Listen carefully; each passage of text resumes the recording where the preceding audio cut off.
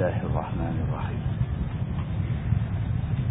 السلام عليكم ورحمة الله وبركاته. الحمد لله وبه نستعين. أشهد أن لا إله إلا الله وحده لا شريك له، وأشهد أن سيدنا محمدا عبده ورسوله، ونصلي ونسلم على هذا النبي الكريم سيد المرسلين وعلى آله وصحبه أجمعين. أما بعد، أيها المؤمنون اتقوا الله، أوصيكم وإياي بتقوى الله، فقد فاز المتقون. Muslimin dan muslimat, mudah-mudahan dirahmati Allah Subhanahu wa taala. Di dalam sebuah hadis riwayat daripada Mu'adz radhiyallahu anhu, anna Rasulullah sallallahu alaihi wasallam akhadha bi yadihi wa qala ya Mu'adz, wallahi inni la uhibbuk. فقال النبي صلى الله عليه وسلم أوصيك يا معاذ لا تدعن في دبر كل صلاة تقول اللهم أعني على ذكرك وشكرك وحسن عبادتك، أو كما قال. Hadis riwayat Imam Abu Daud dengan isnad yang sahih. Seorang sahabat Nabi, Mu'adz bin Jabal radhiyallahu anhu, menceritakan, kata Mu'adz, Nabi sallallahu alaihi wasallam telah pegang tangan aku. Mu'adz cerita. Mu'adz kata satu hari Nabi sallallahu alaihi wasallam tiba-tiba mai kat dia, pegang tangan dia. Waqala, dan Nabi kata, ya Mu'adz, wallahi inni la uhibbuk. Duduk tak duduk, Nabi mai ke dia, Nabi pegang tangan dia, Nabi kata dekat dia, wahai Mu'adz, demi Allah aku sayang dekat kamu. Nabi buat lagu tu ke dia. Duduk tak duduk, tak ada pasal apa, tiba-tiba Nabi SAW mai dekat dia, Nabi pegang tangan dia, tangan Mu'adz bin Jabal. Lepas tu Nabi kata, wallahi, demi Allah, inni la uhibbuk, aku sayang sungguh dekat kamu ni. Dan Nabi kata, usika ya Mu'adz la tada'anna fi duburi kulli salah taqul Allahumma a'inni ala zikrik wa syukrik wa husni ibadatik. Nabi kata, wahai Mu'adz, aku pesan dekat kamu, jangan sekali-kali kamu tinggal, tiap-tiap kali lepas semayang, doakanlah dengan doa Allahumma a'inni ala zikrik, ya Allah, ya Tuhan aku, tolonglah aku untuk ingat kamu. Minta dekat Tuhan, suruh Tuhan tolong bagi kita ingat ke dia. Pasal apa Nabi SAW doa macam tu dekat Tuhan? Sebab Nabi SAW sendiri, dia ada bagi tahu dekat kita bahawa manusia ni, al-insan la yakhlu minal khata' wal nisyan. Manusia tak boleh sunyi, maksudnya tak boleh lepas daripada khata', buat silap, wal nisyan, dan terlupa. Tersilap mungkin jarang-jarang kita buat, tapi terlupa selalu kita. Maka lupa pada Allah Subhanahu wa taala itu adalah lupa yang paling besar. Nabi SAW kata, minta doa dekat Tuhan, wahai Mu'adz, inni la uhibbuk, wahai Mu'adz, aku sayang sungguh dekat kamu. Kerana aku sayang kamulah, maka aku pesan dekat kamu supaya kamu doa dengan doa ini. Doa minta supaya Allah Subhanahu wa taala tolong kita, tolong bagi kita ingat ke dia. Begitu. Wa syukrik, dan minta Allah tolong kita, tolong supaya kita ni reti syukur pada Tuhan. Wa husni ibadatik, minta supaya Allah Subhanahu wa taala tolong supaya kita bila buat ibadat dekat Tuhan, kita buat ibadat elok-elok. Wa husni ibadatik, maksudnya doa kepada Tuhan supaya Tuhan tolong kita, kuatkan kita untuk nak buat ibadat ni, buat yang terelok. Tak buat cincai-cincai. Semayang pun tak mau cincai-cincai. Mengaji agama pun tak mau cincai-cincai. Nak laksana perintah Tuhan pun tak mau cincai-cincai. Semua mau buat bagi elok. Wa husni ibadatik, dan ibadat dalam keadaan yang terelok. Manusia tak boleh buat 3 benda ni kalau Tuhan tak bantu manusia untuk buat. Manusia tak boleh ingat Tuhan kalau Tuhan tak bantu dia untuk ingat Tuhan. Manusia tidak boleh jadi hamba yang bersyukur pada Tuhan kalau Allah tidak bantu manusia. Manusia tak kuat untuk nak syukur pada Tuhan. Tuan-tuan, kita pernah dengar hadis Nabi sallallahu alaihi wasallam. Hadis hak cerita kata Nabi sallallahu alaihi wasallam bakit semayang sampai bengkak buku lali dia. Aisyah radhiyallahu anha, isteri Nabi yang meriwayatkan hadis ni, Aisyah sampai kata ke Nabi, dia kata, ya Rasulullah, pasal apalah kamu ibadat sampai bengkak-bengkak kaki?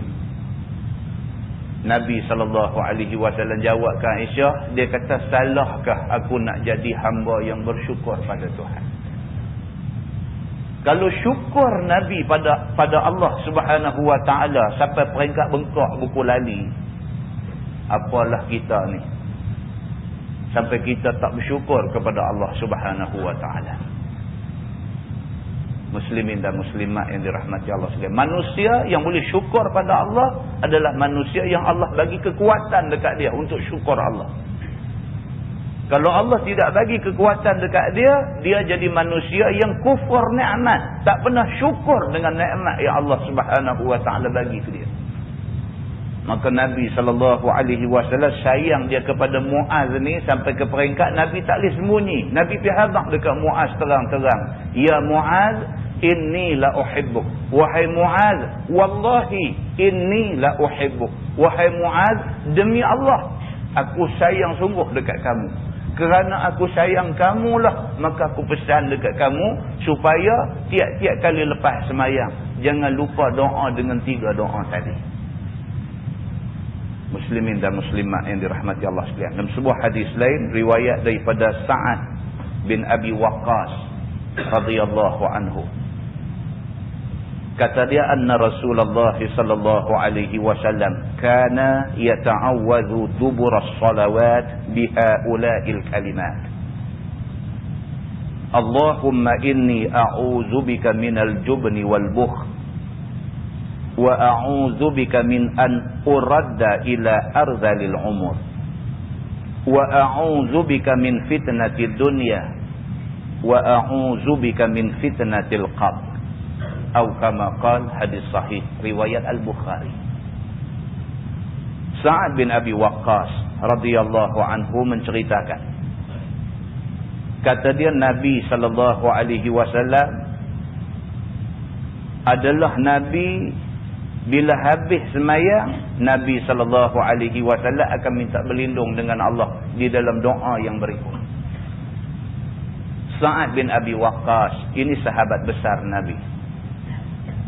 Sahabat yang telah membuktikan sayang dia kepada Nabi SAW mengatasi sayang dia pada mak dan bapak dia sendiri. Sahabat yang telah membuktikan cinta dia kepada Allah dan Nabi SAW mengambil tempat nombor 1. Yang telah membuktikan bahawa mak dia sendiri pernah ugut dia, kalau sekiranya kamu tak tinggal agama yang dibawa oleh Muhammad ini, aku tak makan sampai aku mati. Biar manusia semua bercakap, Muaz biar semua manusia semua cakap, Sa'ad bin Abi Waqqas sanggup buat lagu tu ke mak dia. Mak dia ugut dia sampai macam tu. Tapi Sa'ad bin Abi Waqqas, dia kata dekat mak dia, dia kata, mak, kalau sekiranya mak ada 100 nyawa, Dan hari-hari saya tengok nyawa mak jatuh satu. Saya sanggup tengok nyawa mak jatuh. Walaupun saya menangis. Tapi saya sekali-kali tidak akan tinggal Islam yang dibawa oleh Nabi Muhammad SAW.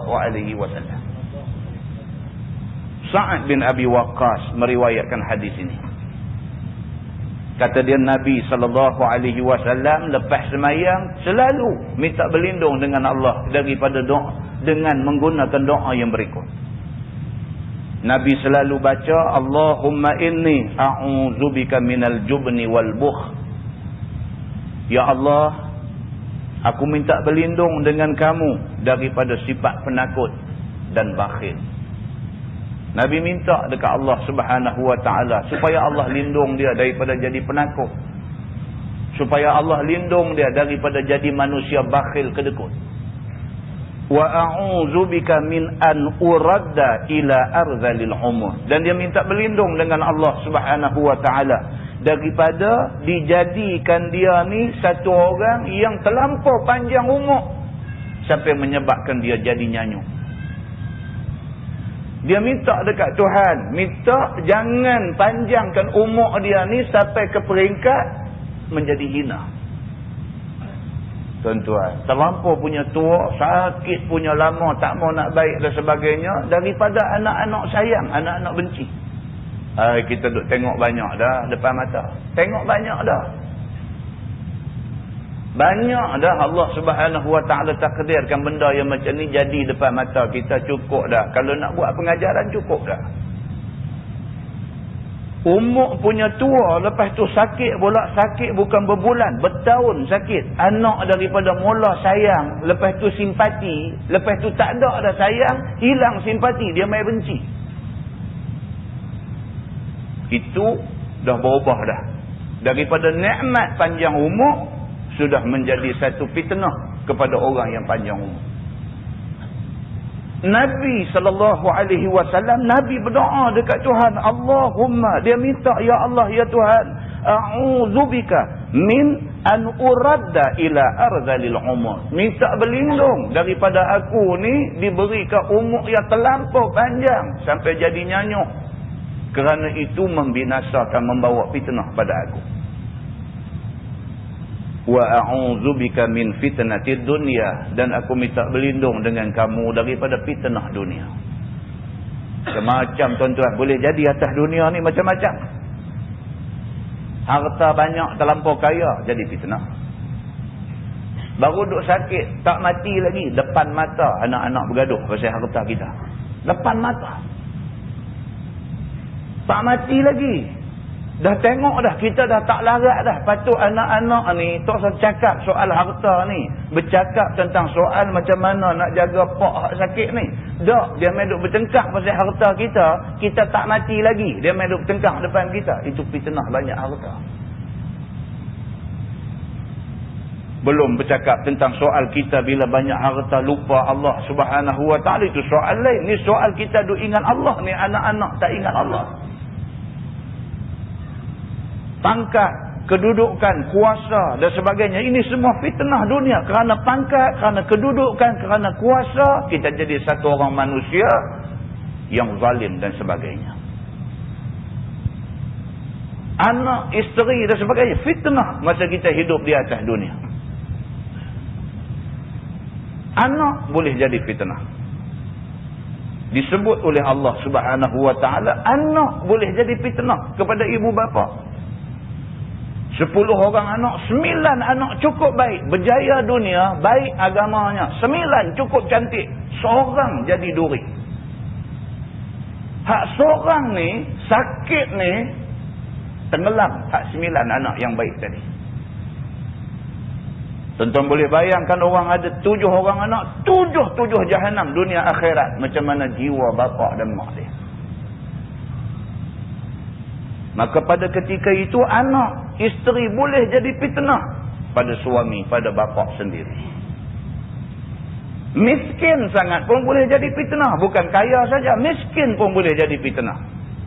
Terlampau miskin kita ni, hidup sampai mengharapkan bantuan anak-anak. Anak-anak dia boleh bantu, tak apa. Mai satu masa dia tak boleh bantu, dia melihat mak dia, bapak dia ni menyusah dia. Miskin dia menjadi fitnah pada diri dia di atas dunia. Maka Nabi SAW berdoa pada Allah, wa a'udzubika min fitnatid dunya, dan aku minta berlindung dengan kamu daripada fitnah dunia. Wa a'udzubika min fitnatil qabri, dan aku minta berlindung dengan kamu daripada fitnah dalam kubur. Ada manusia masuk kubur, kubur dia terang benderang dengan cahaya amal soleh yang ikhlas yang dia buat. Ada manusia masuk kubur, kubur dia gelap gelemat, gelap gulita. Maka kegelapan kubur itu menjadi fitnah bagi dia. Ada manusia masuk kubur, kubur dia punya luas, selesa dan sebagainya. Ada manusia masuk kubur, kubur dia bukan sahaja sempit, bahkan menghimpit dia sampai berselisih tulang rusuk dia. Disebut oleh Nabi SAW dalam banyak hadis dia. Maka orang yang duduk dalam kubur yang gelap gelita, orang yang duduk dalam kubur yang sempit, yang menghimpit dan sebagainya, ini semua adalah fitnah kubur. Yang Nabi SAW sentiasa minta dekat Tuhan, wa a'udzubika min fitnatil qabri, dan aku minta berlindung dengan kamu daripada fitnah kubur. Muslimin dan muslimat yang dirahmati Allah sekalian, kita kena insaf satu benda, kita manusia. Ini satu benda yang kita kena insaf. Kita manusia. Nama kata manusia, tak ada kekuatan. La haula wa la quwata illa billahil aliyyil azim. Tak ada daya upaya, tak ada kekuatan. Illa billah, melainkan dengan Allah subhanahu wa ta'ala. Kalau Allah bagi kekuatan, kita kuat. Kalau Allah bagi kebahagiaan, kita bahagia. Kalau Allah bagi kesenangan, kita senang. Tapi sebaliknya, kalau Allah subhanahu wa ta'ala tak bagi kekuatan, manusia tak boleh buat apa. Nak gerak jari pun tak boleh. Kalau Allah subhanahu wa ta'ala tak bagi kuat pada kita. Kita kenal diri kita siapa. Kita kenal Allah subhanahu wa ta'ala Tuhan kita. Maka sewajarnya manusia tidak boleh sombong dengan Allah subhanahu wa ta'ala. Sebaliknya manusia kena cukup tunduk kepada Allah subhanahu wa ta'ala. Minta tolong, minta bantuan daripada Allah subhanahu wa ta'ala. Bantuan Allah mengatasi bantuan segala manusia yang ada di atas muka bumi ini. Mudah-mudahan mukadimah itu memberi manfaat kepada kita semua insyaAllah. Kita menggunakan tafsir Nurul Ihsan jilid 1.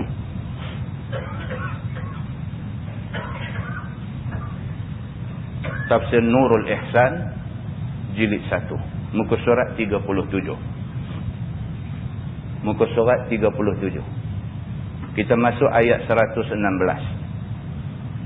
A'udzubillahi minasyaitanirrajim. Wa qalu, dan kata mereka itu, yakni Yahudi dan Nasara. Dan mereka yang mendakwa bahawa malaikat itu anak perempuan Allah. Ini tuan-tuan, lain daripada Islam semua sesat.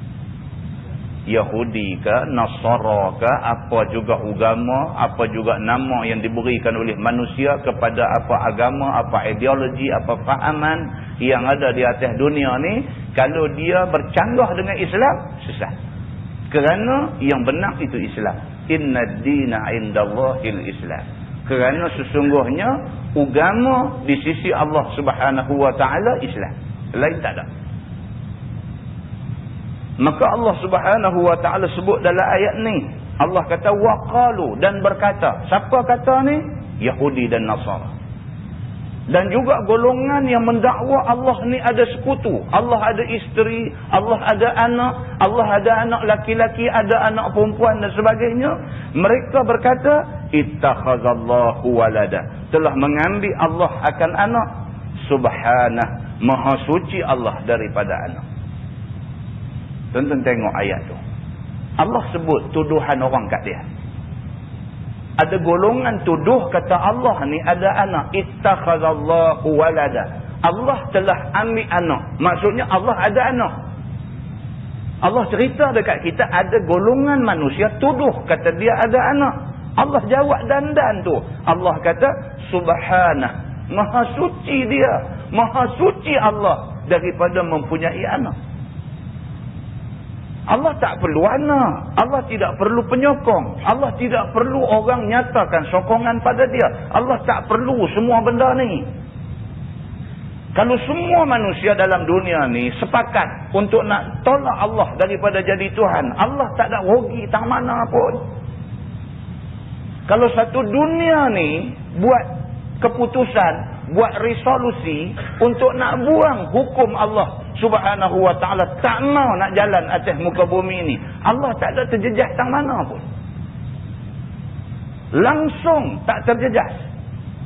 Allah kekal dengan sifat sempurna dan sifat kaya dia. Allah tidak perlu kepada sokongan, Allah tidak perlu kepada penyataan sokongan oleh siapa-siapa pada dia.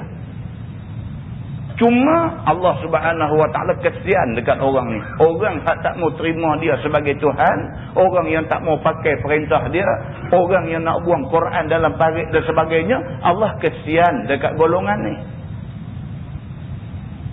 Maka dalam ayat ni Allah Subhanahu wa ta'ala cerita dekat kita. Dia kata ada golongan, di antaranya Yahudi, di antaranya Nasara, di antaranya golongan, mana-mana golongan yang mendakwa Allah ni ada sekutu.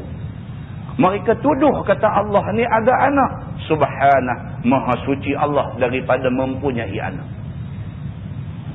Ballahu ma fis samawati wal ard. Bahkan bagi Allah barang yang dalam 7 petala langit dan bumi. Bahkan Tuhan kata apa nak perlu kepada anak? Semua hak ada di 7 lapis langit tu hak aku punya. Semua hak ada di bumi, atas bumi, dalam bumi, hak ada semua ni hak aku punya. Tuhan kata. Apa yang duk kalut sangat kata aku ni perlu kepada anak? Semua hak ada dalam bumi ni hak aku punya. Milik dan kejadian dan kehambaan, dan milik itu menafi kepada beranak. Kalau Allah memiliki semua benda, tak perlu kepada anak. Kalau orang masuk syurga, teringat nak apa? Teringat. Belum minta lagi, baru teringat nak apa-apa Tuhan boleh bagi. Kalau Tuhan nak apa pun untuk dia sendiri, lebih-lebih lagi lah dia boleh dapati benda tu. Firman Allah Subhanahu wa ta'ala dalam ayat tadi, jelas nak menolak tuduhan orang-orang yang menuduh Tuhan mempunyai anak. Maka kalau anak tiada jadi hamba. Dia kata kalau sekiranya Allah ada anak, anak ni tak boleh jadi hamba. Anak mana boleh jadi hamba? Anak mesti status dia sama dengan Tuhan. Mana boleh Tuhan ada lebih pada satu? Begitu. Firman Allah, kullun lahu qanitun. Bermula tiap-tiap satu itu baginya, yakni bagi Allah, taat sekalian dengan barang yang dituntut daripadanya. Semua benda hak ada dalam alam ini taat pada Tuhan. Tuan-tuan tu saya cakap pasal manusia. Matahari hak besar tu taat dekat Tuhan. Tuhan tentukan matahari dia mesti terbit di sebelah timur. Matahari keluar ke timur. Tak pernah matahari yang panas. Panas matahari tu sampai siapa pun tak boleh pergi dekat dengan dia. Lautan hidrogen. Baru pi dekat dengan dia. Dekat tu yang kata dekat tu juta batu. Dekat dengan dia lebok. Hebat matahari ni. Sampai orang tak boleh mendarat atas dia. Sampai orang tak boleh mendekati dia. Matahari yang macam tu punya hebat. Taat pada Allah. Allah tentukan dia punya tugas dia, pukul berapa, jam berapa, apa semua dia nak keluar. Dia ikut perintah Allah. Taat dia kepada Allah Subhanahu wa ta'ala. Dan esok menjelang kiamat, Tuhan dah bagi tahu dekat kita bahawa menjelang kiamat matahari akan naik ikut sebelah barat. Tuhan habaq dah kat kita. Maknanya esok dekat nak kiamat, kalau dia naik ikut barat, bukan makna dia bantah Tuhan. Makna dia taat perintah Tuhan. Tuhan habaq dah. Satu hari dia akan naik ikut sini. Satu hari dia akan naik. Dia naik itu kerana taat kepada Tuhan. Kalau matahari yang hebat tu pun taat dekat Tuhan, apakah manusia ni yang nak bantah Tuhan? Begitu. Maka Allah kata kullun lahu qanitun. Bermula tiap-tiap satu semua ada atas muka bumi ni, daripada matahari yang hebat sampailah ikan sepat benua duduk dalam sungai, semua ni taat kepada Allah Subhanahu wa taala. Firman Allah, badi'us samawati wal ard. Dialah Tuhan yang menjadi 7 lapis langit dan bumi dengan tidak ada contoh yang terdahulu. Tuhan buat ni semua ni, langit, bumi dan sebagainya, bukan tiru siapa pun. Tuhan tak ada tiru siapa pun. Orang hari ni ada bachelor nak pergi buat masters. Nak buat masters tu tiru tesis orang. Ada masters nak buat PhD. Nak buat PhD pun cedok tesis orang. Buka hak kawan ni tulis dah ambil sikit, buka hak kawan ni tulis dah ambil sikit, buka hak kawan ni tulis dah ambil sikit, bukan kajian dia sendiri. Cedok orang ni sikit, cedok orang ni sikit, cedok orang ni sikit, dapat ijazah ke dia. Berapa banyak orang duk buat kerja macam tu. Walaupun tak semua, tapi bukan sikit orang yang duk buat kerja macam tu. Allah Subhanahu wa taala dia nak buat bumi, tak nak tiru siapa. Nak tiru siapa, mana ada siapa, dia yang buat semua benda ada. Dia tak ada perlu nak tiru siapa-siapa. Maka disebut dalam ayat ni, Allah nak bagi kita tahu, badi'us samawati wal ard. Dialah Tuhan yang menjadi 7 lapis langit dan menjadikan bumi. Tidak ada contoh terlebih dahulu. Tak ada contoh Tuhan boleh buat. Muslimin dan muslimat yang dirahmati Allah sekalian. Wa idza qada amra, dan apabila berkehendak menjadi ia akan suatu pekerjaan, fa innama yaqulu lahu, maka hanya berfirman Allah baginya, kun, jadi olehmu, fayakun, maka jadilah ia. Maka jadi itu bukan maka jangan. Dia tersilap. Maka jadilah ia.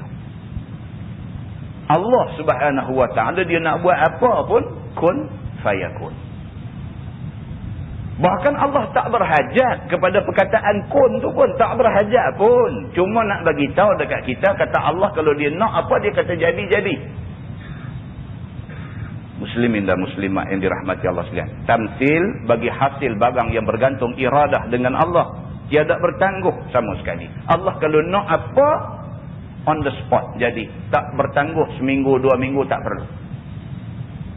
Muslimin dan muslimat yang dirahmati Allah sekalian. Fa innama yaqulu lahu, maka hanya saja berfirman Allah, kun fayakun. Wa qala alladhina la ya'lamun, dan telah berkata oleh sekalian yang tidak ada ilmu. Maksudnya kata kafir Mekah kepada Nabi Muhammad sallallahu alaihi wasallam, laula yukallimuna Allah, apa kena tidak berkata-kata akan kami oleh Allah sendiri bahawa engkau itu rasulnya. Ini kafir Mekah. Dia pun mai kata kat Nabi Muhammad. Bila Nabi Muhammad kata ana rasul min indi rabbik, aku ni rasul dari sisi Tuhan kamu.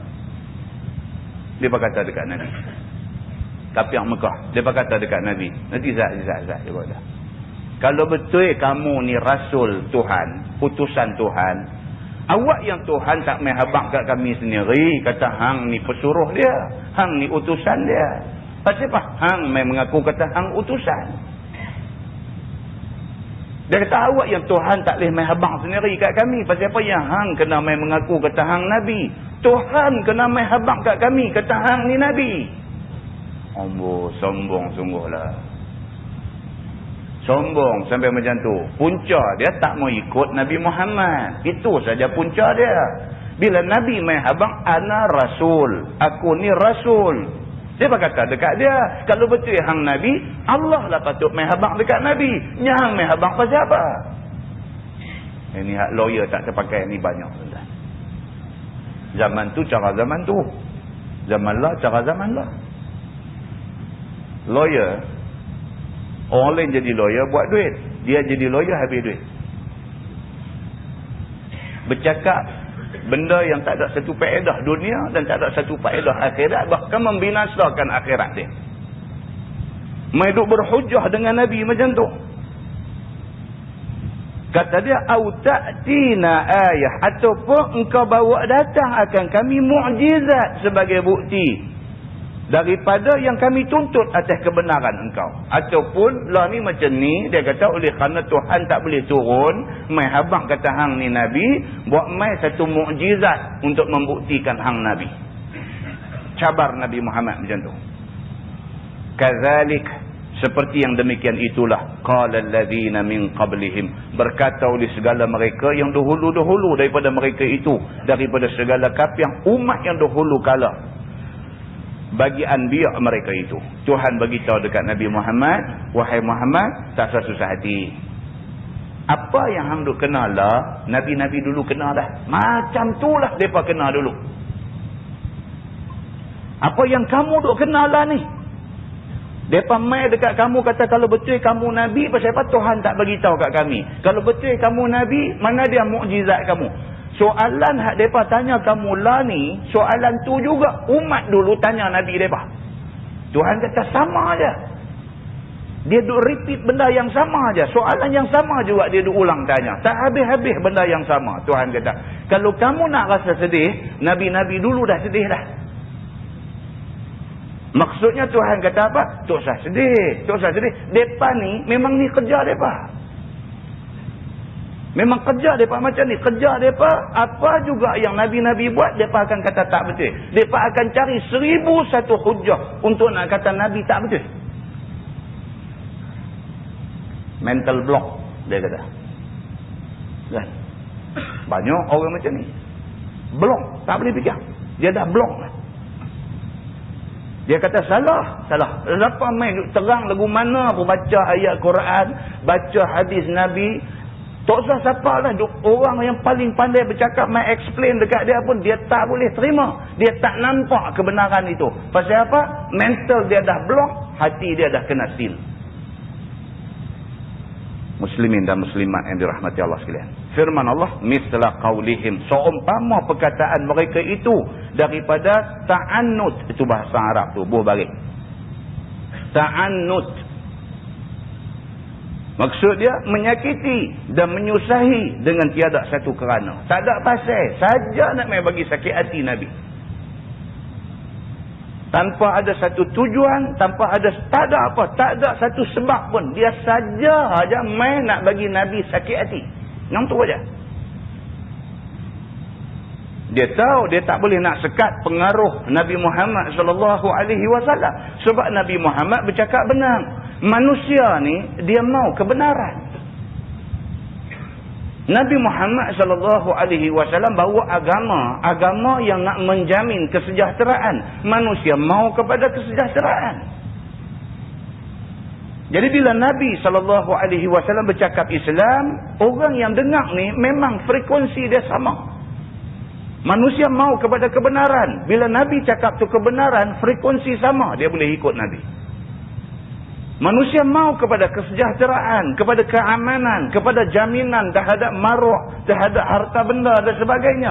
Apa hak Nabi cakap tu adalah kesejahteraan, keamanan dan jaminan terhadap pemeliharaan maruah dan harta benda dan sebagainya. Hak Nabi kata tu kena dengan kemahuan manusia. Islam sesuai dengan fitrah manusia. Jadi, mereka ni pun tahu. Mereka tak boleh sekat pengaruh Nabi Muhammad SAW. Tapi, nak sekat juga. Kalau tak boleh juga sekat, sekadar nak bagi sakit hati Nabi. Cukup, kita boleh balik tidur lena sudah. Demikianlah permusuhan yang ada di dalam diri golongan kafir Quraisy pada masa itu. Kata dia, dan tuntut mukjizat. Dan mereka ni juga minta supaya Nabi SAW kemukakan. Kalau betul kamu Nabi, kemukakan apa mukjizat yang Allah bagi dekat kamu. Bila Nabi tunjuk mukjizat yang Allah bagi ke dia, tak mau ikut juga. Itu membuktikan mereka ni saja tak mau terima kebenaran. Minta tunjuk bukti. Kalau kamu betul-betul Nabi, walaupun Allah tak mau bagi tahu kata kamu Nabi, lah ni apa dia mukjizat yang Allah bagi kat kamu. Nabi pernah sekali apabila dicabar, Nabi tengok ke arah bulan. Nabi buat isyarat dengan jari dia. Dengan kehendak Allah Subhanahu Wa Taala tu, bulan terbelah dua. Turun pula mai duduk dekat kaki bukit. Nabi kata kat mereka, apa lagi kamu mau? Tuhan aku, Allah sudah tunjuk. Ini bukti mukjizat yang Allah bagi. Mereka tengok melopong Biji mata, mulut pun balik lagu tu aja. Nabi kata macam mana, balik tak mau cakap apa. Tak ikut juga apa yang Nabi kata. Muslimin dan muslimat yang dirahmati Allah sekalian. Tasyabahat qulubuhum. Telah menyerupailah segala hati mereka itu. Sama aja dia kata. Umat dulu hak tak ikut Nabi dulu dengan umat Nabi Muhammad hak tak ikut Nabi Muhammad sama aja depa ni. Yakni sama pada kufur dan pada inat, yakni dengki padanya. Sama aja. Dari segi kufur pun sama, dari segi inat pun sama. Inat ni maksud dia degil. Inat ni maksud dia degil. Dari segi kufur depa pun sama, dari segi degil depa pun sama. Kemudian ayat yang berikutnya dia kata tasliyah. Tu bahasa Arab tu, dalam braket tu tasliyah. Daripada perkataan salat. Salat ni maksud dia entertain. Apa nak kata? Ra'i, layan. Tasliyah maksudnya Allah Subhanahu Wa Taala nak entertain, nak hiburkan hati Nabi. Yang ni nak mensabarkan bagi Nabi SAW. Nak suruh Nabi sabar. Tuan-tuan, Nabi kena cerca, kena maki, kena tuduh 1001 macam tuduhan mai dekat Nabi ni. Kalau tak sabar, Nabi SAW apa yang Nabi tak kena? Kalau kita hari ni kita kata kita kena teruk, bukan bandingan dengan Nabi. Nabi yang teramat teruk. Kalau takak duk sujud semayang, orang mai lungguk perut unta 3 hari punya perut unta busuk, mai lungguk atas belakang tengah duk sujud semayang. Itu biasa bagi Nabi, biasa. Kita tak sampai peringkat tu. Nabi biasa benda tu, bukan seorang, bukan 2 orang yang duk buat benda tu dekat Nabi. Yang paling popular Uqbah bin Mu'ayyid nama dia ni. Nabi tengah duk sujud semayang, berak mai bubuh atas belakang perut unta yang dia peram 3 hari. Dia sanggup busuk saat tak apa, janji nak pergi bubuh atas belakang Nabi. Perut dia lebih busuk daripada perut unta 3 hari tu.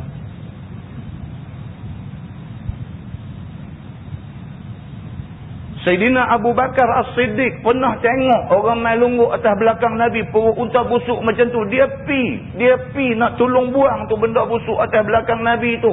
Dia kena pukul dengan orang-orang kafir Quraisy ni. 3 suku nyawa Sayyidina Abu Bakar As-Siddiq. Orang lain tak berani campur bila tengok orang yang sehebat Sayyidina Abu Bakar As-Siddiq. Satu orang manusia keramat hidup. Orang kata Abu Bakar As-Siddiq daripada hari dia lahir ke dunia ni sampai zaman dia budak-budak, sampai zaman dia remaja, sampailah dia masuk Islam di depan Nabi, dia satu orang manusia yang tidak pernah sembah berhala sekali pun dalam hidup dia.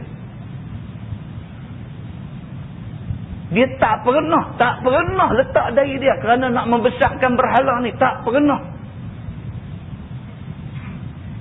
Hati dia tak berasa nak pergi sembah berhala. Tak berasa langsung. Daripada awal-awal lahir sampai dia masuk Islam. Tak pernah dia buat kerja macam tu. Satu orang manusia yang teramat lembut. Teramatlah halus hati dia. Tak reti nak marah ke orang tak tentu punca. Langsung tak ada niat jahat ke orang. Kalau tidak, Nabi SAW tak kata kita baca di Masjid Jelutung baru ni. Jelutung apa kita baca baru ni. Nabi SAW puji Sayyidina Abu Bakar depan-depan. Nabi SAW kata kalau sekiranya amal Sayyidina Abu Bakar buh sebelah penimbang, ambil amal semua penduduk dunia buh sebelah lagi satu, nescaya berat amal Sayyidina Abu Bakar As-Siddiq. Manusia yang macam ni punya hebat, macam ni punya baik, manusia tak ada dah nak cari manusia yang baik macam Sayyidina Abu Bakar ni. Tiba-tiba dia nak pergi tolong Nabi, bukan tolong lawan, nak tolong nak pergi buang benda busuk yang orang buah atas belakang Nabi. Dia nak pergi tolong buang tu, depa pukul dia 3 suku nyawa. Orang lain tak berani campur. Kalau lagu Abu Bakar tu depa tak erti hormat, kita jangan pergi, depa kata. Mereka lari pergi ke rumah anak Nabi SAW. Pergi beritahu dekat anak Nabi, dekat Fatimah. Beritahu dekat dia, wahai Fatimah, pergi tengok mereka buat apa kat ayah kamu. Fatimah masa tu kecil lagi. Lari keluar daripada rumah. Lari. Main tengok. Orang duk ada keliling pak dia. Duk gelak kat pak dia. Ni, perut unta busuk ada atas belakang. Dan tengok Abu Bakar As-Siddiq dah jatuh. Dah kena pukul dengan mereka. Fatimah dia duk tarik buang benda busuk daripada atas belakang Nabi ni sambil mulut dia duk marah dekat orang yang buat kepak dia macam tu. Benda ni dicatatkan di dalam hadis yang sahih. Muslimin dan muslimat yang dirahmati Allah sekalian. Kalau Nabi Muhammad sallallahu alaihi wasallam kena macam tu, kita hari ni kira tak ada apa. Maka Allah Subhanahu wa taala nak hiburkan Nabi. Firman Allah, qad bayyannal ayati liqaumin yuqinun. Sesungguhnya telah kami nyata akan beberapa banyak mukjizat bagi kaum yang yakin mereka itu akan mukjizat. Maka beriman mereka itu. Maka tuntut ayat lagi serta adanya itu. Ta'annud, yakni menyakiti dan menyusahi orang semata-mata. Itu dia.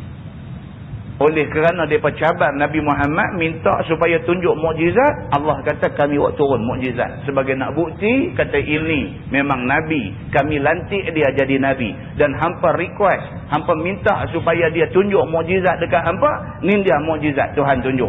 Sebahagian daripada orang yang tengok tu beriman. Hak sebahagian lagi tak juga. Hak sebahagian lagi tak juga. Tak beriman, maka tuntut ayat lagi serta adanya itu. Sudah ada mukjizat tu, minta mukjizat lain pula. Dan begitulah seterusnya, tunjuk satu mukjizat, tengok nak hak lain, tunjuk satu, tengok nak hak lain, sampai mati depa tak beriman dengan Allah Subhanahu wa taala. Apa lagi mukjizat yang Allah tak bagi dekat Nabi Muhammad? Ambil tungkat pukul batu, pum, kata terpancak keluar 12 punca mata ayam daripada batu. Apa lagi mukjizat yang Allah Subhanahu wa taala tak bagi ke Nabi Muhammad daripada mukjizat yang simple, yang kecil, simple. Pernah Nabi SAW dijemput untuk pergi makan di rumah satu sahabat. Nabi bila kena jemput, dia tanya kawan hak jemput ni, boleh tak boleh aku nak ajak kawan aku hak lain?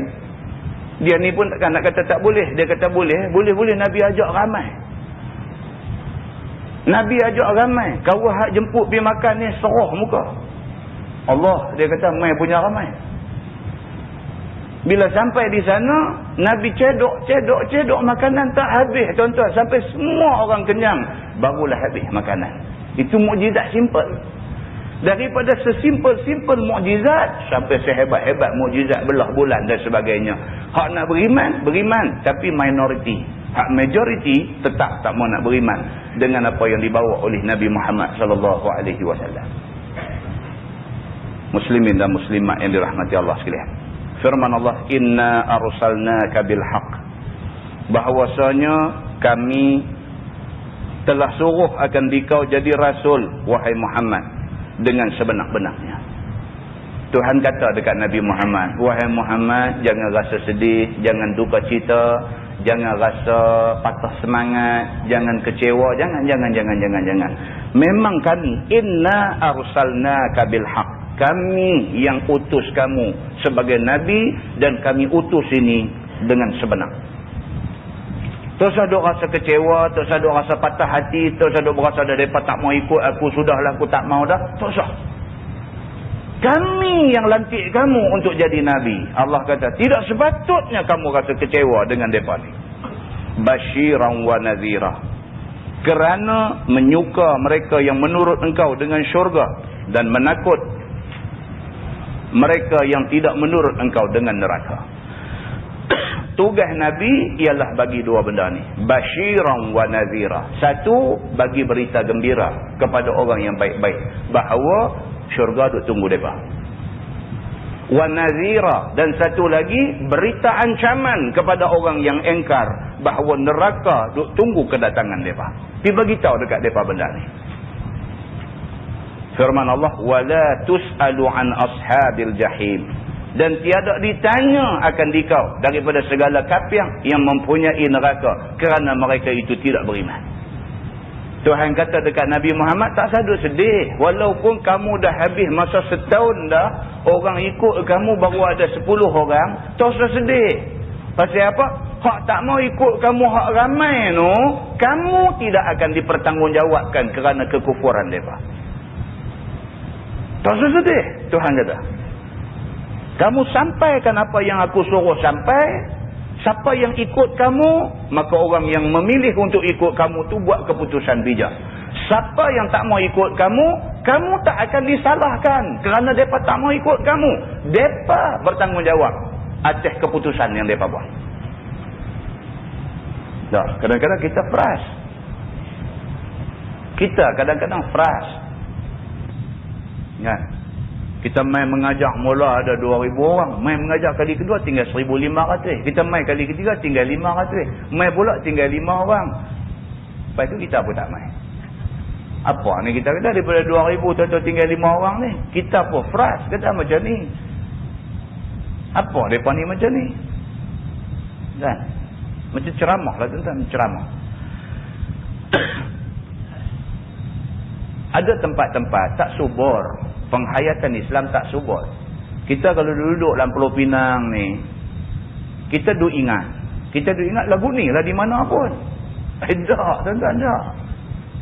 Sebenar-benarnya pun, Pulau Pinang ni yang memuncaknya. Kedah adalah sikit-sikit.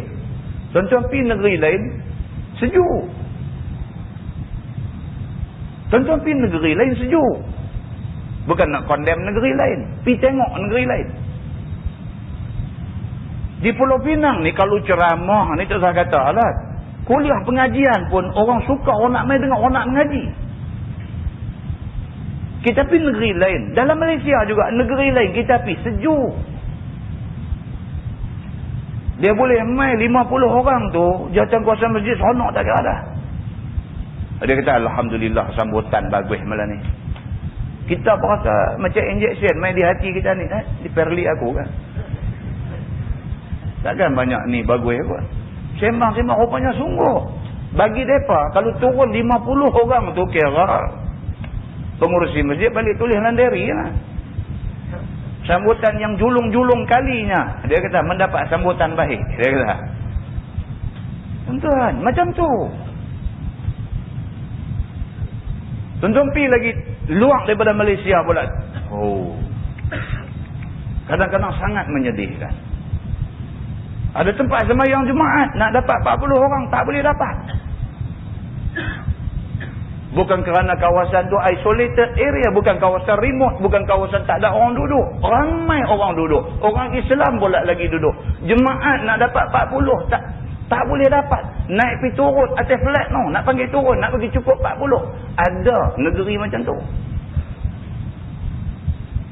Muslimin dan muslimat yang dirahmati Allah sekalian. Bagi orang yang tidak pernah sampai ke tempat-tempat yang macam tu, dia dengar dia kata buat cerita pun patut padalah. Dia kata lagu tu. Ada kalau nak buat cerita pun patut padalah. Jangan sampai lagu tu. Lagu tu. Dari sudut itu, kita boleh bersyukur pada Allah. Agama, sokongan, sambutan ni cukup baik. Kita boleh bersyukur pada Allah Subhanahu wa ta'ala. Dia bukan apa tuan-tuan. Kita boleh main 5 orang, 15 orang nak main mengaji boleh main. Tapi semangat tu kurang sikit. Semangat tu kurang sikit. Kalau main ceramah, kata ceramah Maulid Nabi dan sebagainya, main 20 orang. Tuan-tuan, kita hak main ni, kita hak 20 ni, kumpulan 20 ni, kita ni nak duduk tu tak kena tempat. Kita nak main duduk depan ni, kita seorang aja duduk depan ni. Orang lain pakat duduk jauh. Kita nak pergi duduk jauh, kesian kat kawahan nak bercakap. Kita nak duduk tempat terang-terang pun kita lelak malu ke orang. Kita nak duduk balik tiang, semua tiang orang lain duduk dah. Susah tuan-tuan. Kan? Cerita tu berdasarkan pengalaman. Biasa kenal lah tempat-tempat macam tu. Tengok ke pasu bunga dia atung ni, kira tak saya kira lah. Saya pernah pergi ceramah Maulid Nabi. Satu tempat yang tidak mungkin disebutkan di sini. Kan? Kita pergi ceramah Maulid Nabi. Kita habaq dekat mereka. Kita kata orang yang paling gembira pada hari Nabi Muhammad dilahirkan ialah Abu Lahab. Tak penakan dia sendiri. Dia duk tertunggu-tunggu anak penakal laki-laki. Tak dapat lagi. Duk tunggu ni anak penakal laki-laki. Tiba-tiba lahir Nabi Muhammad. Ini anak saudara yang pertama lahir. Yang merupakan anak saudara laki-laki. Punya seronok Abu Lahab ni bakit berdiri di tepi Kaabah tu. Terus buat pengumuman di depan orang-orang Arab Mekah pada masa tu. Dia kata hari ni aku cukup gembira. Kerana aku dapat seorang anak saudara laki-laki. Dengan ini dia kata aku umumkan. Aku korbankan 100 ekor unta. Dia orang kaya. Saya kata dekat mereka tempat ceramah Maulid Nabi ni. Saya kata Abu Lahab boleh korban 100 ekor unta. Tapi tempat ni nak dapat 100 orang main dengar ceramah pun tak boleh. Tu imam tu tarik jubah saya. Tarik begitu. Kita apa duk tarik-tarik ni? Kan? Habis dia kata kasang tengah. Dia kata, saya kata kasang ke lagu tu? Dia kata kasang lah. Ni aku dia patak main langsung ni lepas ni. Oh nak pujuk apa hari? Nak pujuk larat ke nak pujuk lepas ni? Muslimin dan muslimat yang dirahmati Allah. Ini cerita yang kata manusia ni. Kadang-kadang frust. Frust pasal apa? Pasal sambutan tidak ada. Ada masjid-masjid buat program agama. Sambutan daripada anak karya tak ada. Jawatan kuasa buat tu malu. Dia pun frust. Kecewa dia. Dia nak dapat ustaz tu main ceramah. Bukan senang. Main ustaz ni orang dia tak bagi sambutan. Dia berasa malu ni. Dia yang organize benda ni. Dia malu. Ustaz ni nak balik dia main tu. Saya minta maaf lah mereka ni Allah macam mana tu malam ni kebetulan ada. Dia pula duk karang satu cerita bohong pula bagi kat kita. Tapi satu tempat tu pengurusi masjid pasal main duk abang pula. Dia kata ni sebenarnya Ustaz dia kata selalu ramai dia kata ni. Ni cerita lama lah. Cerita dah 5 tahun lepas begitu. 5 tahun lepas. Dia kata selalu ramai Ustaz dia kata ni lah ni kebetulan ni. Time Ustaz main ni dia kata ni duk sibuk dengan cerita orang minyak ni. Dia kata duk naik rumah curi barang lah apalah. Dia kata pasal tu yang saya pun nak buat gimana kita dah set tarikh ni lama dah. Dia kata dia main orang minyak pula. Dia salah ke orang minyak pula. Kan? Macam-macam tu dah. Macam-macam. Allah Subhanahu Wa Ta'ala beritahu dekat Nabi Muhammad. Tak sesedih lah. Kalau berlaku benda macam ni tak sesedih. Pasal apa tak usah sedih? Pasal wala tus'alu an ashabil jahim. Kamu sekali-kali tidak akan dipertanggungjawabkan ke atas orang-orang yang tak mau ikut kamu. Kamu tak akan diminta untuk responsible ke atas depa yang menolak ajakan kamu. Kamu dah bercakap dah, tanggungjawab kamu selesai. Depa tak mau ikut, depa dengan Tuhan esok. Begitu. Kata dia dan hanya sahaja engkau ialah al-balagh, yakni menyampaikan sahaja. Nabi Muhammad sampaikan. Dan Nabi Muhammad tak boleh bagi petunjuk kepada siapa-siapa. Tuan-tuan, kalau Nabi Muhammad boleh bagi petunjuk, siapa yang dia nanti bagi petunjuk mula sekali? Pak saudara dia lah. Abu Talib ni, kita dah baca cerita macam mana Abu Talib ni punyalah jaga Nabi Muhammad ni sampai dia pun kena boykot bersama dengan Bani Hashim selama 3 tahun. Abu Talib di antara orang yang terpaksa buah batu di perut ni, ikat dengan kain serban kerana tak ada benda nak makan, lapang. Sedangkan Abu Talib tak ikut Nabi Muhammad. Dia sanggup pi lapang tak batu di perut semata-mata kerana sayang Nabi. Kalau dia sayang Nabi sanggup buat macam tu, takkan Nabi tak sayang dia.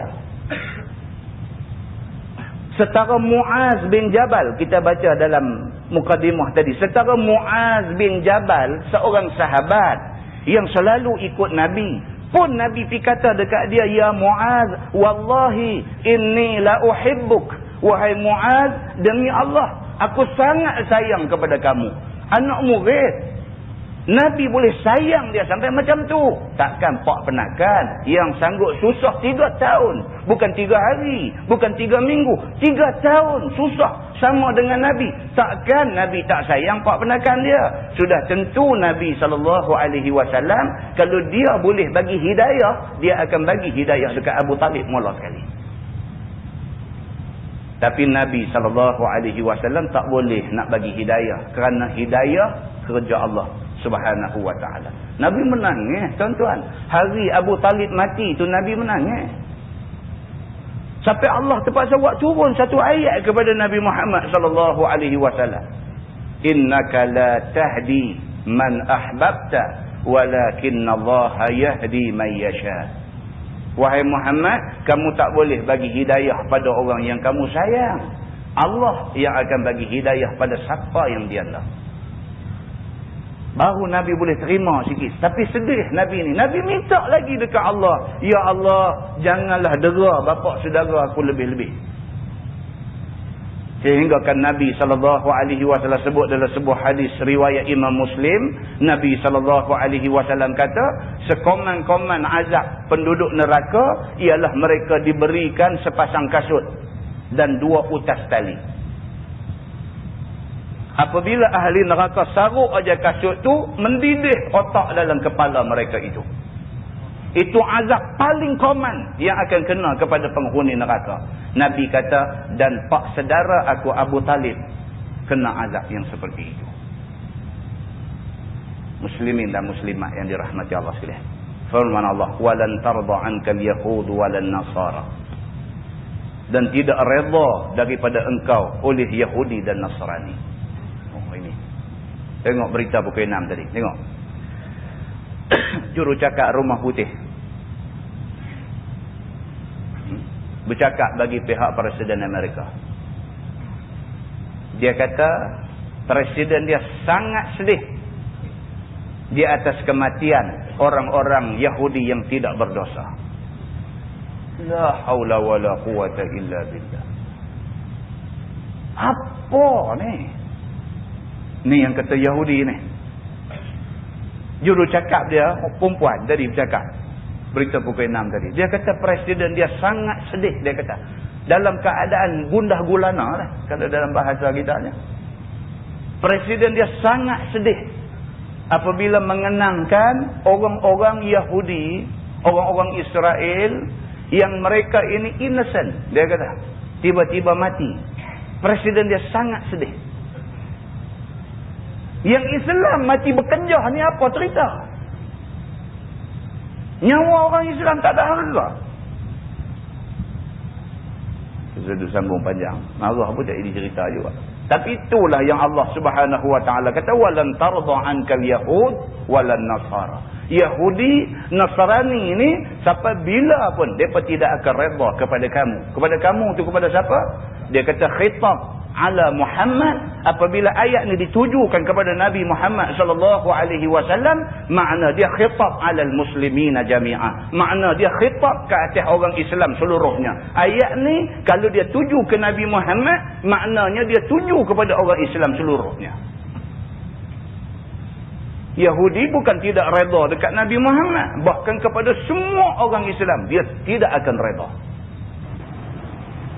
Muslimin dan muslimat yang dirahmati Allah sekalian. Firman Allah, hatta tattabi'a millatahum, sehingga engkau ikut akan agama mereka itu. Sampai peringkat tu baru dia boleh terima kita. Setakat kita kata kita tak mau bergaduh dengan dia, dia tak lepas kita. Setakat kita kata kita ni mengambil dasar berbaik-baik, kita tak mau nak bermusuh, nak berperang dengan dia, dia tak lepas kita. Sampai bila baru dia boleh lepas kita? Sampai kita pergi jadi Yahudi serupa dia. Masa tu baru dia kata okey. Siapa kata? Allah Subhanahu Wa Taala kata dalam Quran. Firman Allah, qul, katalah olehmu wahai Muhammad, inna hudallahi huwal huda.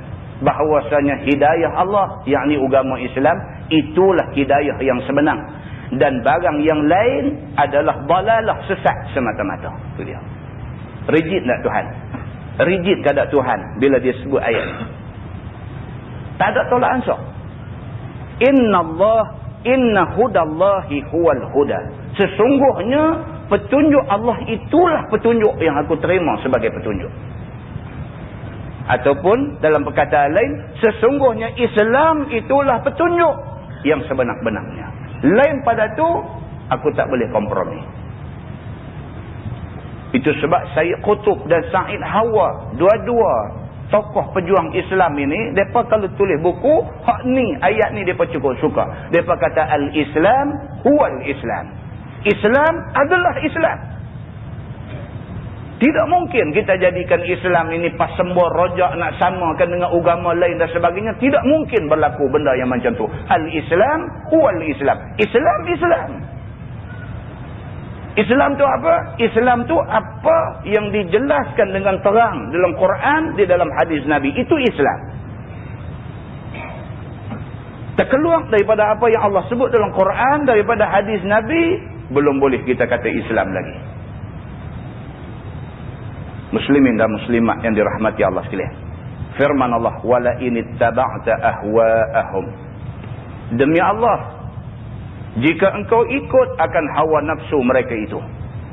Kalau kamu ikut kehendak Yahudi dan Nasrani itu, ba'dallazi ja'aka minal ilm, kemudian daripada datang akan dikau daripada ilmu wahyu daripada Allah Subhanahu wa taala, ma laka minallahi min waliyyin wala nasir. Nescaya tiada bagi engkau daripada Allah sebagai wali yang memelihara akan dikau, dan tiada pertolongan yang menegah akan dikau daripada azabnya. Itu dia. Tuhan kata apa tadi? Dia kata inna hudallahi huwal huda. Islam itulah satu-satunya agama yang sebenar. Kalau sekiranya selepas kamu dah tahu dah Islam tu apa, kamu pi ikut kehendak Yahudi dan Nasrani, sedangkan Islam sudah sampai dekat kamu, malaka minallahi min waliyyin wala nasir. Allah sekali-kali tidak akan jadi pelindung kamu, dan Allah sekali-kali tidak akan tolong kamu lagi. Kamu tinggal aja Islam, Allah tak tengok kamu dah. Itu maksud dia. Itu sebab dalam Quran Allah Subhanahu wa taala dia kata wa'tasimu bihablillahi jami'an wala tafarraqu. Dia kata dah hendaklah kamu semua pegang sungguh-sungguh dengan tali Allah, dengan Quran, dengan Islam, sungguh-sungguh punya pegang, wala tafarraqu. Jangan cuba nak pecah daripada Islam itu. Kamu pecah daripada Islam, kamu tinggal Islam, kamu buang Islam, ma laka minallahi min waliyyin wala nasir. Allah tidak akan melindungi kamu, Allah sekali-kali tidak akan tolong kamu. Muslimin dan muslimat yang dirahmati Allah. Kita tengok dalam dunia lah ni, seolah-olah bantuan Allah tak mai, seolah-olahnya begitu. Sebutlah di mana pun, tak mai, bantuan Allah tak mai. Sampai kadang-kadang sebahagian daripada orang Islam ni dia rasa fras pasal Tuhan tak tolong. Dia rasa fras. Pasal apa Allah tak tolong? Yang tu kita kena cari. Pasal apa Allah tak tolong? Bila cari balik, tally balik dengan ayat Quran, dengan hadis Nabi yang menyebutkan tentang syarat-syarat pertolongan Allah. Kita kena balik ke sana. Fa in tanaza'tum fi syai'in farudduhu ila Allahi war Rasul. Kalau kamu timbul clash dalam satu-satu benda, maka kembali kepada Allah dan Rasul, yakni Quran dan hadis Nabi. Bila kita buat keluar satu isu, pasal apa kita hari ni orang Islam ini hina di mana pun, Allah tak tolong? Pasal apa? Itu isu yang timbul. Pasal apa? Dia ni bagi jawapan macam ni, dia ni bagi jawapan macam ni. Antara satu jawapan dengan satu jawapan nampak clash. Dia tak mau nak selari. Farudduhu ilallahi war Rasul. Balik kepada Quran dan hadis Nabi. Tengok pasal apa Allah tak tolong kita. Dalam Quran Allah jelaskan syarat-syarat Allah nak tolong apa dia. Kita tengok syarat-syarat tu kita penuhi ataupun tidak. Kalau tak, betul yang tu dulu. Kalau Sayyidina Umar Al-Khattab bawa tentera turun pergi berperang, tiba-tiba tak menang, selalu pergi menang. Jarang-jarang kalah. Kali ni turun, nampak macam nak menang, tak menang. Nampak macam nak menang, tak menang. Sayyidina Umar balik semayang malam bermunajat kepada Allah, minta Allah bagi petunjuk. Allah tunjuk dekat dia di mana silap dia, sehinggakan bantuan Allah ditahan saat ni. Tak mai bantuan Allah, Islam tak boleh nak menang, tentera Islam tak boleh nak menang.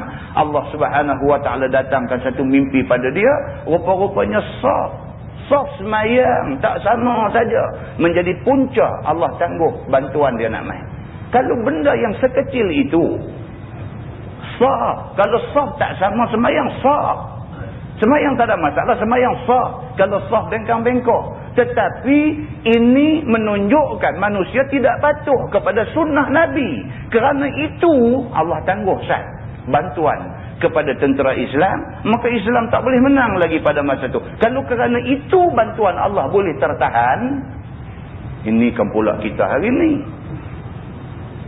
Bukan soal saf, bahkan soal yang lebih teruk daripada itu, kita terlibat.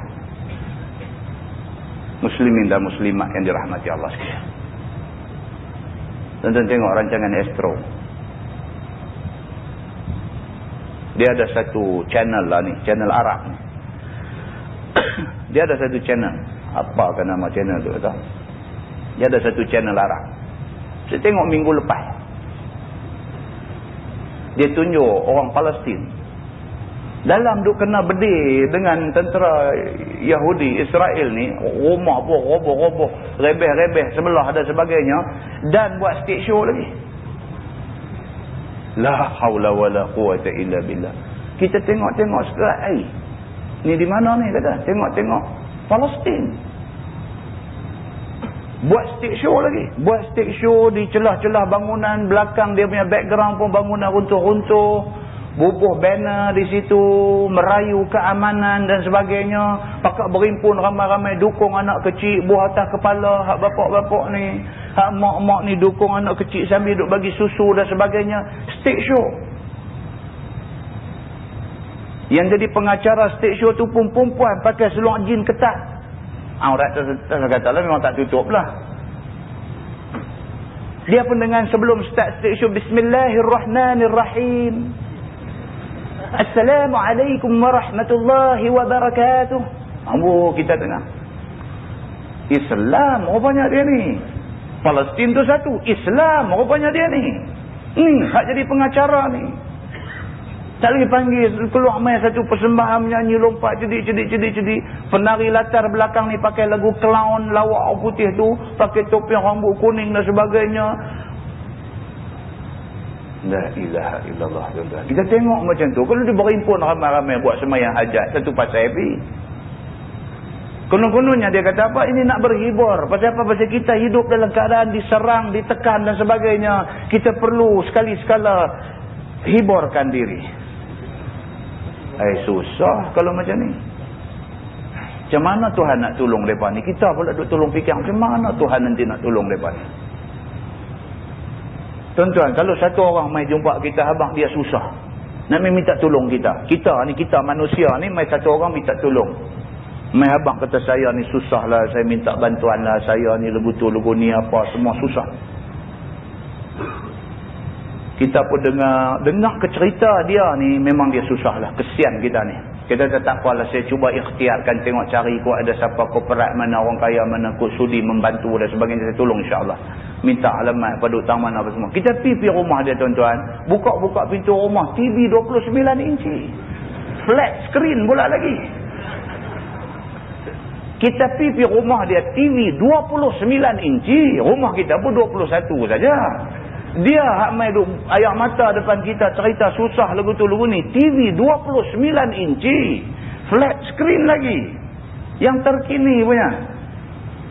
Kita masuk pula kiri kanan TV tu pula ada pula apa nama home theater pula. Home theater pula kiri kanan TV pula. Kita tengok yang tu pun kita nak lari balik dah. Ni pertolongan yang dia minta ni kita nak bagi ke? Dengan macam tu punya keadaan duk ada di rumah dia, kita nak bagi ke bantuan dekat dia? Kita ada line up, ada ramai lagi kok orang lain yang lebih memerlukan bantuan ni. Kita nanti ingat macam tu. Allah Subhanahu wa ta'ala tuan-tuan. Macam ni nak minta tolong dekat dia, main macam ni dengan duk lompat cedik-cedik seronok atas pentas menyanyi wiwat. Nak minta muslimin dan muslimat yang dirahmati Allah sekalian. Nampak tak? Manusia ni dia tak memenuhi syarat-syarat untuk nak dapat bantuan Allah Subhanahu wa ta'ala. Begitu. Firman Allah Subhanahu wa ta'ala, allazina atainahumul kitab. Bermula segala mereka yang kami datang akan mereka itu akan kita. Yatlunahu haqqa tilawati. Membaca mereka itu akan dia. Yakni akan kitab itu sebenar-benar baca. Seperti yang diturunkan dengan tiada tukang dan tiada ubah akan isi kandungannya. Ni Allah Subhanahu wa ta'ala kata nak cerita tentang satu golongan manusia yang Allah bagi dekat mereka kita. Kalau kita ni apa dia? Quran. Allah bagi kat kita. Syarat nak boleh Allah Subhanahu wa ta'ala sayang dekat kita ni, bila Allah wa'mai dekat kita Quran, yatlunahu haqqa tilawati. Kita baca ni dengan sebenar-benar baca. Yang ni tuan-tuan buka dalam tafsir Ibnu Katsir, banyak perbahasan dia. Di antaranya dia kata yang dimaksudkan dengan baca sebenar-benar baca dengan betul tajwid, sebutan semua sekali. Itu satu yang dimaksudkan dengan baca sebenar-benar baca. Yang kedua, ada juga ulama kata maksud baca sebenar-benar baca ni hari-hari baca Quran. Ada sebahagian kata yang maksud kata baca sebenar-benar baca ni baca dan hafal dan ambil faham dan melaksanakan seluruh tuntutan yang ada dalam Quran. Barulah dimaksudkan dengan yatlunahu haqqa tilawati. Baca sebenar-benar baca. Maka Allah Subhanahu wa ta'ala kata orang-orang yang kami wa'mai kepada mereka kitab suci, mereka membaca kitab itu dengan sebenar-benar bacanya. Yakni mereka tak ubah isi kandungan Quran itu. Macam mana Quran kata, macam tu mereka pegang. Begitu. Ulaika yu'minuna bihi. Mereka itulah yang beriman, mereka itu dengannya. Ni baru sebenar-benar orang yang beriman dengan Quran. Turun ini ayat pada jemaah yang datang daripada Habsyah dan masuk Islam mereka itu. Sekumpulan orang daripada Habsyah. Duk dengar cerita aja pasal Nabi Muhammad ni. Dengar cerita. Punya teringin nak tengok yang kata Muhammad bin Abdullah, yang kata jadi Nabi di Mekah ni. Yang kata Muhammad ni macam mana. Punya teringin nak tengok Nabi Muhammad. Duduk di Habsyah nak mai sampai ke Mekah nak jumpa Nabi Muhammad ni semata-mata kerana dengar cerita, teringin nak pergi tengok, mata nak tengok yang kata Nabi Muhammad ni macam mana. Jauh perjalanan, berapa punya susah mai, rentah padang pasir, susah payah dan sebagainya, tinggal keluarga, tinggal segala-gala dengan satu tujuan, nak mai tengok Nabi Muhammad sallallahu alaihi wasallam. Bila sampai di Mekah, tengok Nabi Muhammad tu jatuh cinta terus dekat Nabi. Maknanya yang kami duk dengar tentang Nabi Muhammad ni bukan indah khabar dari rupa. Memang rupa Nabi lebih indah daripada khabar yang kami dengar. Kami duk dengar tentang Nabi Muhammad ni cukup punya hebat manusia. Kami mai tengok dia taklah hebat macam orang abang ni. Bahkan lebih hebat daripada tu lagi. Terus mereka mengucap dan beriman di depan Nabi SAW. Kemudiannya duduk di situ tafaqquh fiddin, belajar agama, belajar sungguh-sungguh dengan Nabi. Dan Nabi baca kepada mereka ayat Quran, mereka baca, mereka hafal dan mereka laksanakan segala perintah yang ada dalam ayat yang Nabi baca dekat mereka. Maka Allah Subhanahu wa ta'ala buat turun ayat ni sebagai nak appreciate golongan ini, nak recognize apa yang mereka ni buat. Maka Allah kata allazina atainahumul kitab yatlunahu haqqa tilawati ulaika yu'minuna bih. Allah kata ni di antara contoh manusia yang kami bagi dekat mereka ni Alkitab, Quran kami bagi dekat mereka. Mereka baca sungguh-sungguh Quran ini. Bahkan mereka beriman dengan isi kandungan Quran. Firman Allah Subhanahu wa ta'ala, wa man yakfur bih. Dan mereka yang kufur dengannya, yakni dengan kitab Quran, dengan tukar dan ubah isi kandungannya. Yang ni kufur.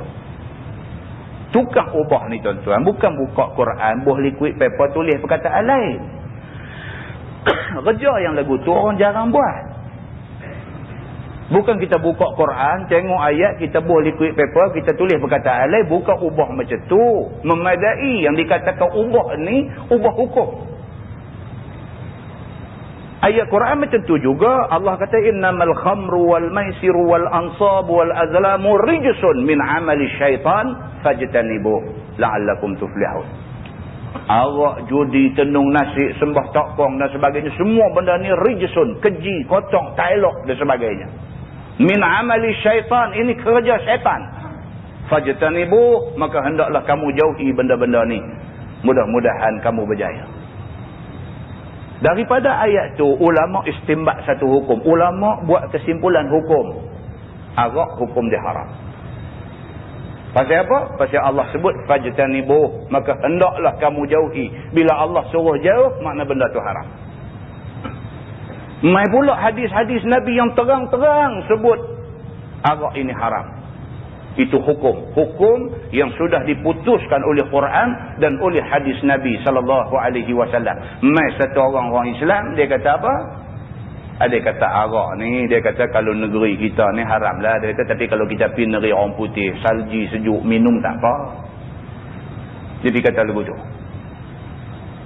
Kita kata kat dia tak apa tu maksudnya lagu mana? Dia kata dah lah di sini haram lah, di sana halal. Dia mengubah hukum Allah. Dia mengubah hukum Allah. Ubah tu Allah Subhanahu wa taala sebut dalam ayat ni, wa may yakfur bihi. Barang siapa yang kafir dengannya. Contoh tu contoh besar lah. Contoh simple banyak. Contoh simple banyak. Sembahyang 5 waktu. Quran memutuskan bahawa sembahyang ini fardu. Hadis Nabi pula mai lagi kasar. Nabi kata man taraka salatan muta'ammidan faqad kafara jihara. Siapa tinggal sembahyang saja tinggal, dia jadi kafir yang nyata. Imam Nawawi, dia sip sikit lagi hadis tu. Dia tak mau bunyi keras sangat. Imam Nawawi tafsirkan hadis itu.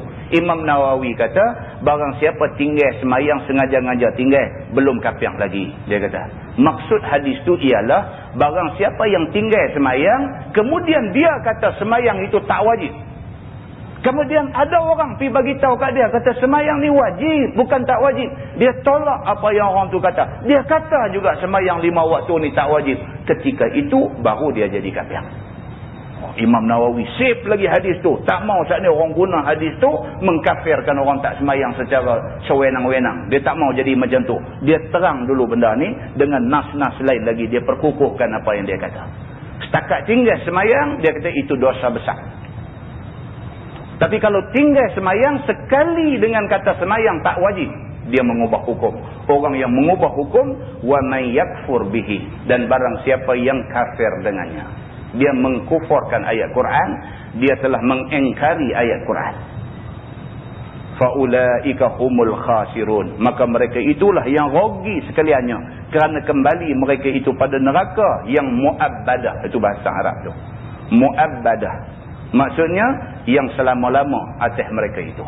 Orang yang pindah hukum Quran, mereka ini menjadi kafir dan mereka kekal di neraka selama-lama. Selagi mereka tidak bertaubat dan minta ampun kepada Allah Subhanahu wa taala. Muslimin dan muslimat yang dirahmati Allah sekalian, apa yang kita nak simpulkan ialah kita memilih untuk jadi orang Islam ni bukan main-main. Yang ni selalu kita ulang sebut. Bila kita buat keputusan kita nak jadi orang Islam, kita tak boleh jadi orang yang main-main dengan Islam. Islam bukan agama main-main. Islam satu agama yang apabila kita terima dia sebagai agama kita, kita kena sanggup mati untuk dia. Itu dia, serius Islam sampai ke peringkat tu. Bila kita terima dia sebagai agama kita, Islam agama kita, kita kena sanggup mati untuk Islam. Barulah bermakna kita tidak main-main sebenarnya dengan Islam. Lebih-lebih lagi perkara yang menyentuh soal hukum.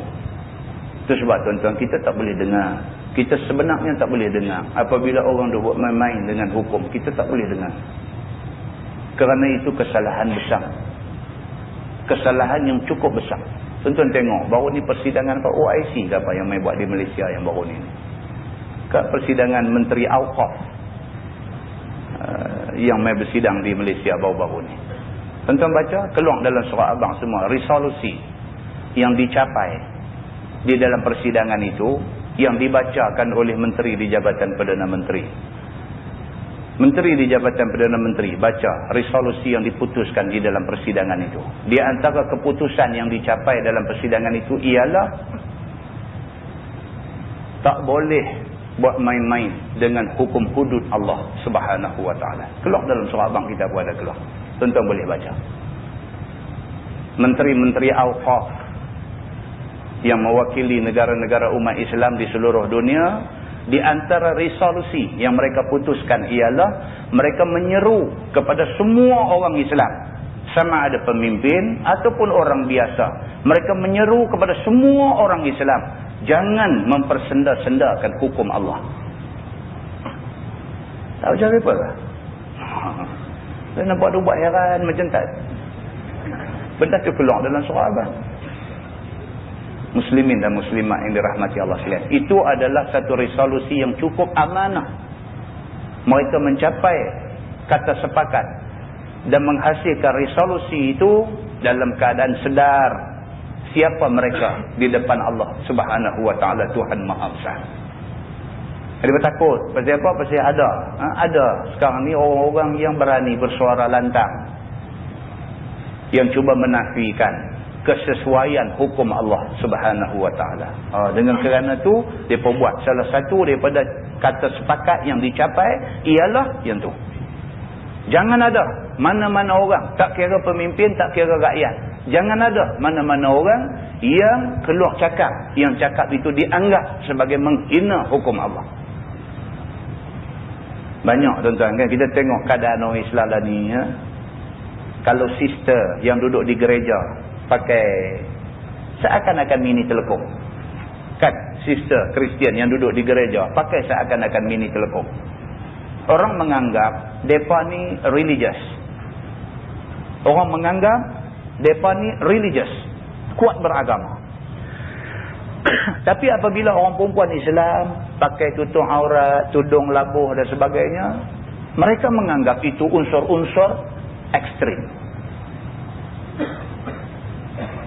Nampak? Bila mereka tengok orang laki-laki Islam pergi kerja pakai serban, mereka kata apa? Ini teroris. Tapi sing pakai serban, baca berita, ini bagus. Pasal apa? Pasal dia mempertahankan agama dia. Kita tak faham lah penilaian dia tu macam mana. Kita tak faham. Ya. Dalam hati kita rasa tidak wujud keadilan di dalam nak menilai benda-benda yang berlaku. Kalau orang yang fanatik, Jus, Yahudi yang fanatik, janggut punya lebah, mereka kata apa? Mereka kata religious. Tapi kalau orang Islam taruh janggut baik macam tu, pergi di US, apa jadi? Dia masuk lock up 2 hari. Kerana disyaki dia ni ada kaitan dengan Al-Qaeda. Pening, tak boleh fikir. Kalau semata-mata nak fikir, kita tak boleh fikir. Tapi kalau kita mengaji, dan kita tahu. Nabi kata apa? Bada'al Islamu ghariban wa sayaudu ghariban kama bada'a. Nabi kata Islam, dia mula dulu dalam keadaan cukup pelik. Nabi Muhammad mula-mula terima wahyu daripada Allah di Gua Hira. Nabi Muhammad terima wahyu daripada Allah di Gua Hira. Dia balik dalam keadaan terketak-ketak beritahu isteri dia Khadijah. Kemudiannya selepas jumpa Waraqah bin Naufal, kemudiannya seorang orang masuk Islam pakai ikut Nabi Muhammad. Pada masa Islam dalam grup kecil, dalam kumpulan minoriti, orang melihat Islam ni pelik, gharib, ghariban. Gharib ni makna dia odd, pelik. Orang tengok Islam ni apa Muhammad ni, pelik dia ni, belain daripada majoriti orang. Seperti mana Islam pada masa tu pelik, demikianlah Islam akan jadi pelik di akhir zaman. Bila satu orang nak tunjuk dia committed dengan Islam, dia akan kena. Maka dia umpama pegang Islam, umpama pegang bara api. Yang kalau sekiranya dia tak boleh tahan, dia lepas. Kalau dia nak gagah juga tahan, tangan melepuh habis. Demikian keadaan Islam. Bila kita baca semua, rupanya memang begitu. Janji Allah dan janji Nabi SAW. Tapi yang cantiknya apa? Nabi kata penghujung hadis itu, Nabi kata watuba lil ghuraba. Nabi kata dan berbahagialah orang yang pilih untuk jadi pelik. Nabi kata. Maksud dia apa? Berbahagialah orang yang pilih untuk nak bersama dengan Islam sampai ke hujung hayat dia. Bahagia dia. Walaupun orang kata dia pelik, tapi dia bersama dengan Islam. Watuba lil ghuraba. Berbahagialah orang-orang yang pilih untuk bersama dengan orang-orang yang pelik kerana ikut Islam ini. Mudah-mudahan tuan-tuan, kita minta doa dekat Tuhan banyak-banyak. Tuhan habiskan kita ni dalam keadaan husnul khatimah. Dalam keadaan penyudah yang baik di sisi Allah Subhanahu wa taala, insya-Allah. Wallahu a'lam. Lepas ni kita sambung ayat Ya Bani Israel uzkuru ni'mati allati an'amtu alaikum wa anni faddaltukum 'alal 'alamin ila akhir ayat. Sadaqallahu al-azim. Apa pandangan Ustaz apabila EJK surau di satu tempat menjadi penganjur pasar malam? Adakah EJK akan terlibat sekiranya berlaku perkara mungkar di pasar malam tersebut?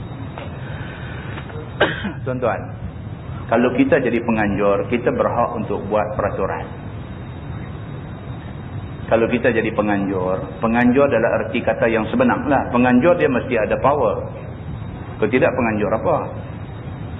Kalau kita jadi penganjur, kita jadi organizer, kita ada power untuk nak menentukan peraturan.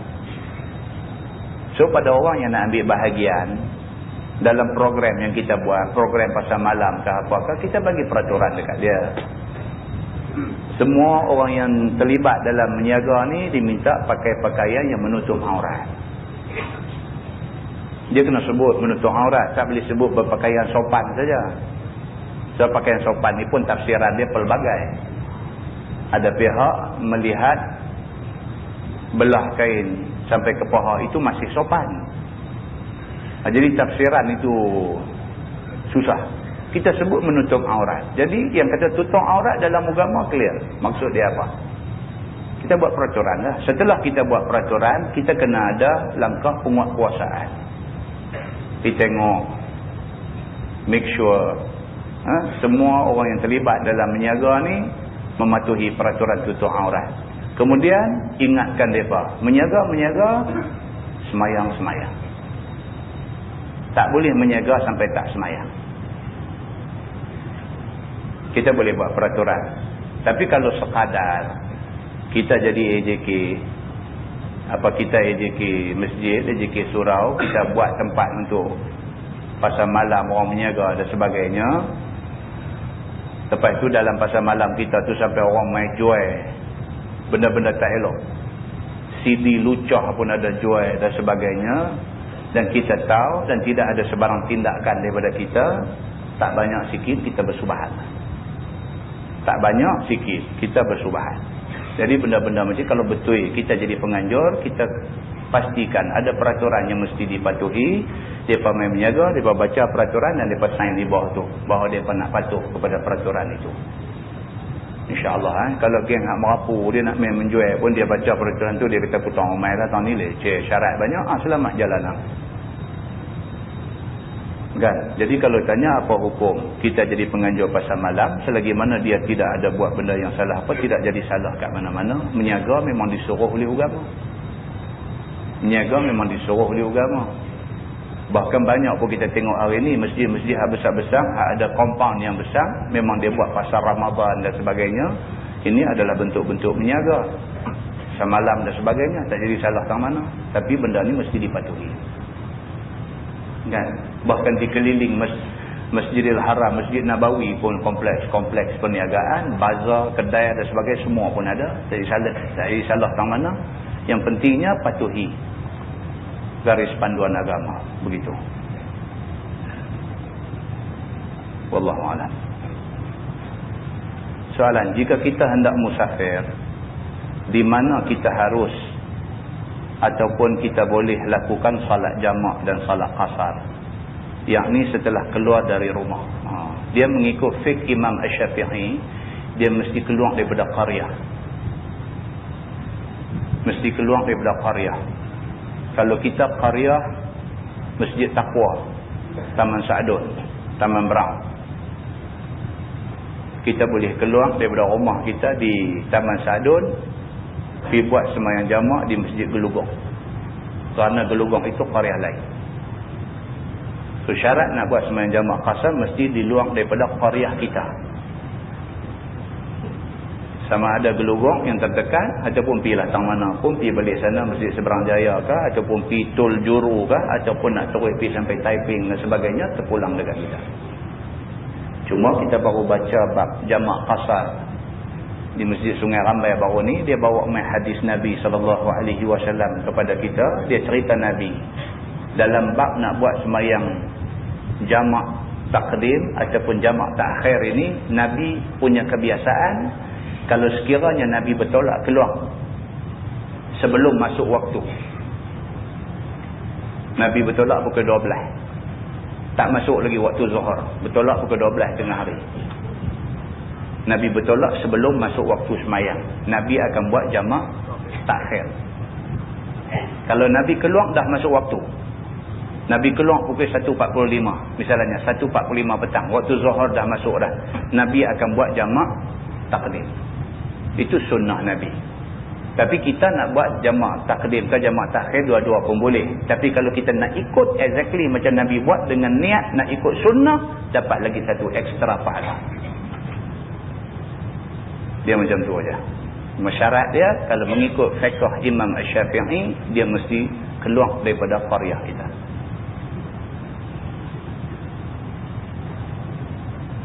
Saya menetap di Pulau Pinang dan saya bercadang ingin pulang ke kampung saya 3 hari. Adakah dalam masa 3 hari saya di kampung, boleh saya kerjakan solat jamak dan qasar? Kalau sekiranya dia dah menetap di sini, maksudnya dah bermastautin di sini, dah beli rumah, dah settle down semua dah di sini, dah cuma rumah bapak dia di Pendang Kedah, kata pergi macam tu. Dia keluar daripada rumah dia di Pulau Pinang, balik ke Pendang. Lebih daripada 2 marhalah lah. Dan dia boleh buat sembahyang jamak dan qasar. Kalau sekiranya dia duduk rumah bapak dia, rumah bapak dia bukan rumah dia mastautin. Rumah dia mastautin dah di sini dah. Dia balik rumah bapak dia dan dia duduk di sana 3 hari 3 malam. Sepanjang tempoh 3 hari 3 malam itu, dia boleh buat jamak dan qasar. Cuma kalau sekiranya dia balik dengan niat nak duduk lebih daripada 3 hari 3 malam. Dia nak duduk 4 hari ke ataupun 5 hari ke, lebih daripada 3 hari 3 malam. Bila dia sampai aja di sana, masuk aja qaryah tu, terputus musafir dia. Dia tak boleh lagi dah buat sembahyang jamak qasar dan sebagainya. Tak boleh dah. Yang ni selalu saya sebut sebab banyak orang salah faham. Banyak orang dia kata dia pi musafir ke satu tempat, 3 hari yang pertama dia boleh buat jamak dan qasar. Hari keempat baru tak boleh. Ini adalah faham yang menyalahi keputusan yang dibuat oleh Imam Asy-Syafi'i. Saya cerita dia lagu tu. Jadi kalau kita niat nak duduk lebih pada 3 hari, kita sampai tu, dia kata terputus musafir. Tak boleh lagi dah buat sembahyang jamak dan qasar.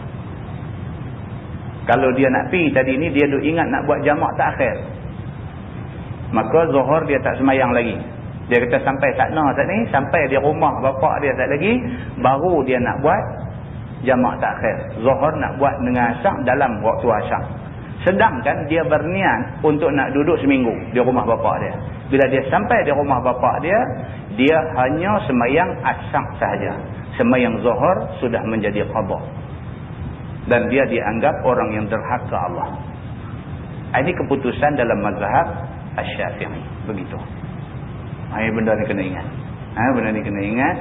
Sebab ini keputusan-keputusan dalam agama, kejahilan kita ataupun kesilapan kita dalam memahami benda-benda ni boleh menyebabkan rosak ibadat kita. Begitu. Wallahu a'lam. Anggota saya mau. Okey. Oh. Baik. Ni dalam bab tayamum ni. Dalam bab tayamum, kalau anggota tayamum, anggota wuduk berbalut. Budak-budak jatuh motor, patah tang lengan ni. Jadi daripada pergelangan tangan sampai siku simen. Bila dia nak semayang, dia nak buat macam mana? Yang tu selesailah. Dia ambil ayat semayang macam biasa.